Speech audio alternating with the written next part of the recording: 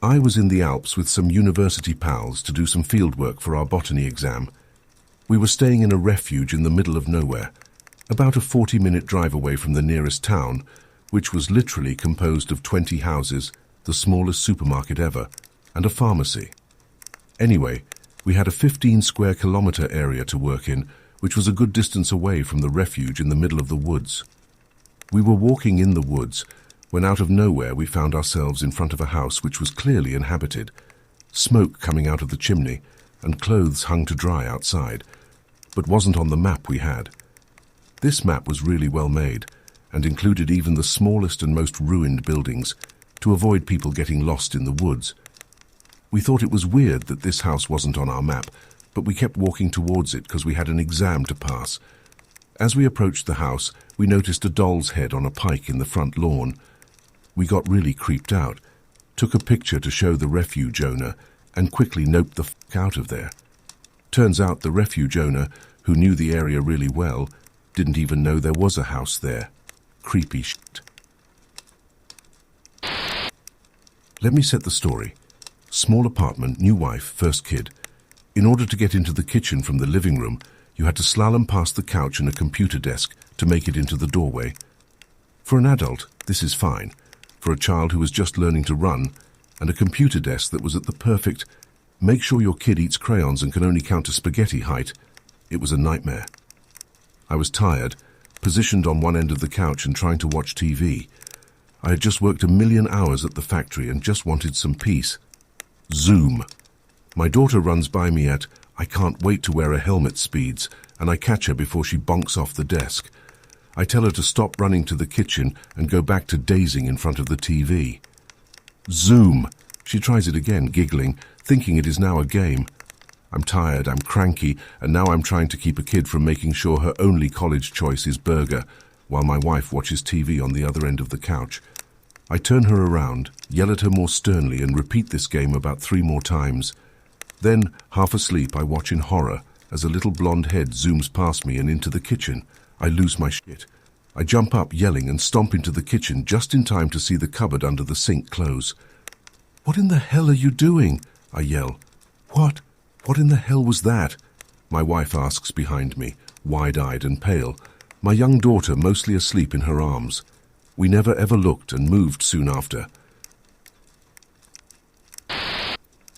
My parents' bedroom is at the front of the house, immediately at the front door. My mum goes out maybe once a year, and one night she came in around 2 a.m. from her annual girls' night.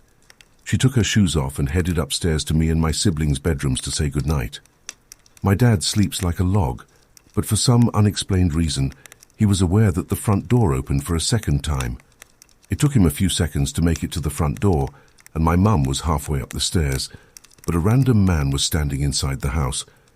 Seeing my dad's shocked face, the man said, "The house a couple doors down is being robbed. I was trying to tell someone," and then ran outside and down the street. The chances that this man happened to catch my mum on the rare occasion she went out, and the basically unheard-of occasion when she didn't lock the door behind her, combined with my dad managing to protect the family. I have screamed bloody murder before and he hasn't stirred. I can't imagine what would have happened if this guy had been any luckier. My mum might never have even made it up the driveway. I was in a grocery store doing my weekly shopping and was approached by a man who said I was pretty and asked for my number.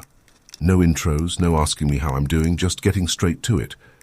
I politely declined and said I wasn't interested. He became persistent, so I ended up telling him to just give me his number so I could end the interaction. After he gives me his number, I go back to shopping without incident, or so I think. It turns out that this man was keeping an eye on me from the dairy section as I was walking up and down the aisles. As I'm getting ready to head to checkout, he decides to approach me again. This time, he's super agitated and raises his voice while asking why I won't just give him my number. I decided to be direct and told him that I wasn't interested and I would not be giving my number to a stranger. He really had an issue with it, became irate, and had to be removed from the store. I walked to my car, and he ended up following me out of the parking lot.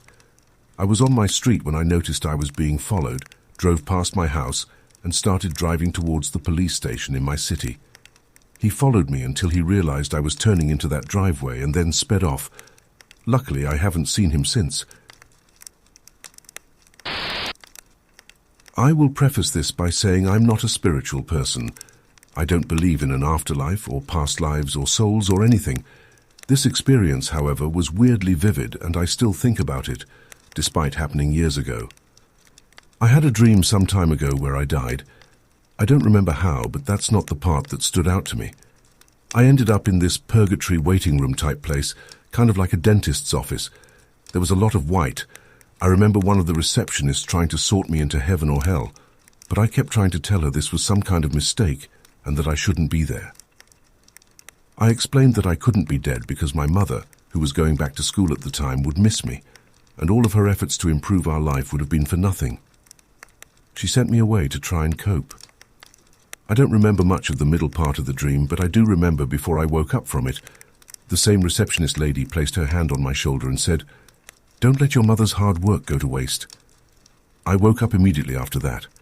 Like I said, not a spiritual person, but if I die and wake up in some dentist's office, I would not be surprised.